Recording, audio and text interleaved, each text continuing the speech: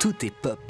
Eh bien oui Alexandre, on est mercredi, donc c'est plutôt tout est popcorn aujourd'hui. Oui, je suis allé au cinéma voir Twisters, le nouveau film de Lee Isaac Chung. C'est une sorte de suite spirituelle, on va appeler ça comme ça, du film Twister, sorti lui en 1996, qui a eu son petit succès à l'époque. Je sais que Philippe de Rémaker est un très grand fan de ce film. Il a même été nommé aux Oscars dans la catégorie des meilleurs effets spéciaux et du meilleur son. Pas Philippe de Rémaker, hein, le film Twister. Et bref, dans celui-ci qui vient de sortir, on va suivre le personnage de Kate, qui est une ancienne chasseuse de tornades, très douée, mais qui a eu...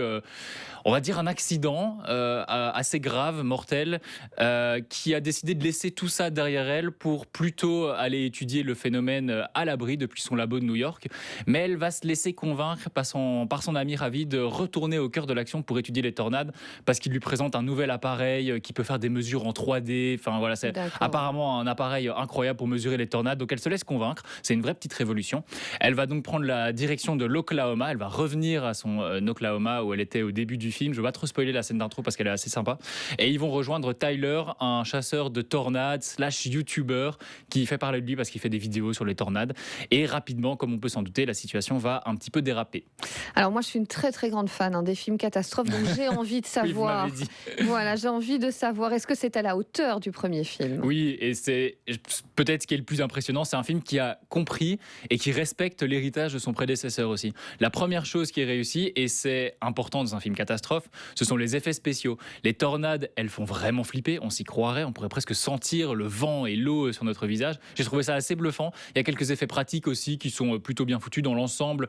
Oui, c'est vraiment très très bon, c'est excellent. Pour ce qui est de l'histoire en elle-même, alors c'est sympa, honnêtement, c'est pas révolutionnaire non plus, c'est une espèce de relation finalement assez classique entre deux personnages qui au début peuvent pas vraiment saquer, puis après ils apprennent à se comprendre, à s'apprécier. Voilà, c'est assez classique. On peut quand même souligner l'effort d'essayer de proposer quelque chose d'un petit peu neuf dans un genre qui souvent n'en a pas grand chose à faire des relations humaines, qui se concentre sur l'action. Il y a un peu de drame humain ici, ça colle à l'esprit du film des années 90. Et donc on va dire que c'est pas le film de l'année, mais c'est malgré tout réussi. Non, c'est certain que c'est pas un grand film d'auteur, disons ça comme ça, mais je pense qu'il aura quand même sa place parmi les meilleurs films d'action de 2024, ça c'est certain. Twisters, c'est avant tout un moment de plaisir, même pas coupable, c'est un moment de plaisir, d'aventure qui nous en met plein les yeux.